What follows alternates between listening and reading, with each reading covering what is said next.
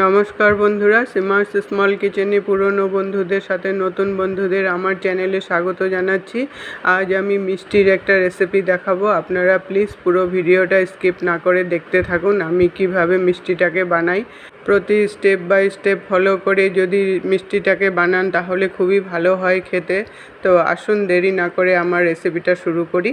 আমি প্রথমে একটা বাটিতে 2.5 কাপ ময়দা নিয়ে নিলাম, মেজারমেন্ট কাপের 2.5 কাপ।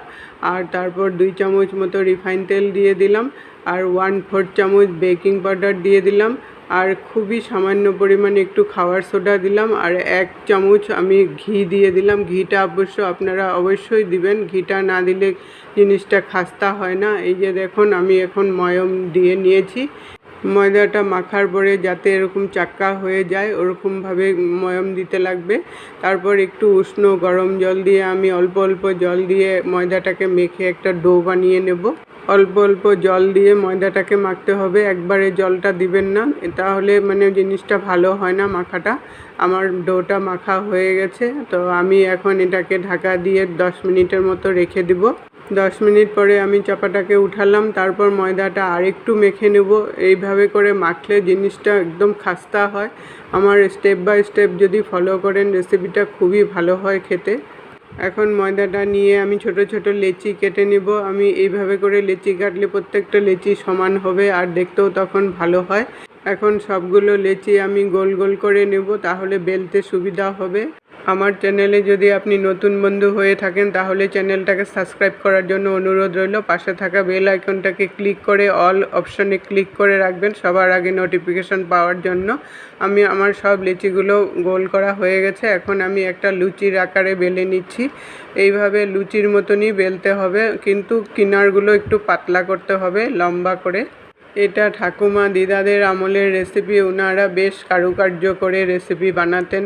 ওই রেসিপি ফলো করেই আমি এটা বানানোর চেষ্টা করলাম আজকে। দেখুন, আমার কিনারগুলো এইভাবে টান দিয়ে লম্বা করতে হবে।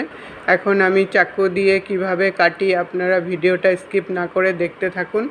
আমি উপর থেকে নিচ পর্যন্ত টান দিয়ে নেব, কিন্তু নিচটা পুরাটা কাটবো না, উপরেও একটু বাদ রাখবো আর নিচেও একটু বাদ রাখবো। এইভাবে উপর থেকে নিচে লম্বা লম্বা করে কেটে দিতে হবে লেচিটাকে।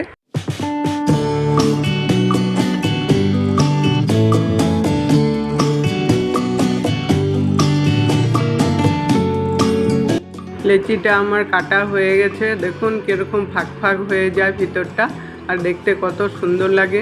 এখন আমি এটাকে ফোল্ড করে নেব। কিভাবে ফোল্ড করব দেখতে থাকুন। আমি এইভাবে করে ফোল্ড করে উপরে আর নিচে একটু চাপা দিয়ে ফোল্ড করে নেব, যাতে খুলে না যায়।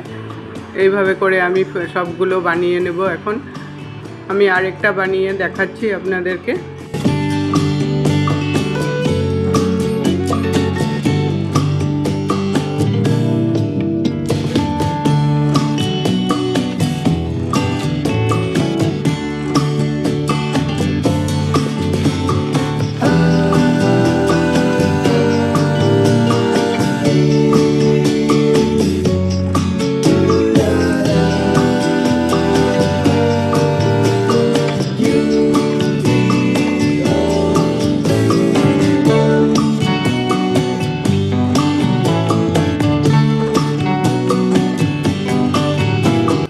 আমার সবগুলো বল বেলে কেটে নিয়েছি। দেখুন, সবগুলো আমার রেডি হয়ে গেছে।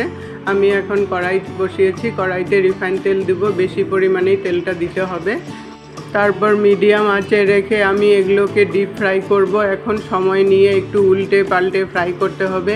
একটু সময় নিয়ে উল্টে পাল্টে ভাজলে ভিতরটা ক্রিস্পি হবে, তখন খেতেও খুব ভালো হয়। আমার দেখুন মোটামুটি লাল লাল হয়ে আসছে। আমি এখন যেগুলো উল্টানো হয়নি এগুলোকে উল্টিয়ে দিলাম, উল্টিয়ে দিয়ে আর একটু সময় নিয়ে ভাজা ভাজা করব। দেখুন আমার মোটামুটি লাল লাল হয়ে গেছে, আমি এখন নামিয়ে নেব। এইভাবে করে আমি বাকিগুলোও ভেজে নেব।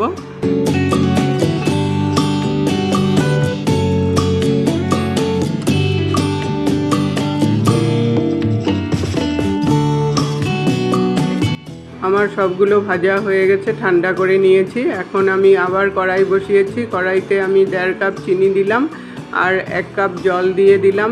দিয়ে আমি একটা শিরা রেডি করব। প্রায় 7 থেকে 10 মিনিটের মতো লাগবে শিরাটা জাল দিতে। প্রথমে হাই ফ্লেমে রেখে জাল দিব, তারপর যখন একটু ঘন হয়ে আসবে তখন লো করে দিব। লো করে আমি নাড়তে থাকবো, নেড়ে নেড়ে শিরাটাকে ঘন করব। দেখুন শিরাটা আমার মোটামুটি ঘন হয়ে আসছে, অনেকটাই ঘন হয়ে গেছে। এখন আমি হাত দিয়ে একটু চেক করে নিব। দেখুন চিট চিট ভাব আসতে লাগবে, যাতে একদম লেগে যায়, 2 তার হয়ে যায়।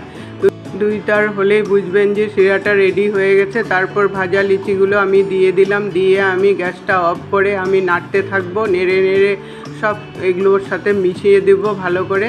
নাড়তে নাড়তেই দেখবেন চিনি শিরাটা শুকিয়ে সাদা হয়ে যাবে, শক্ত হয়ে যাবে আস্তে আস্তে।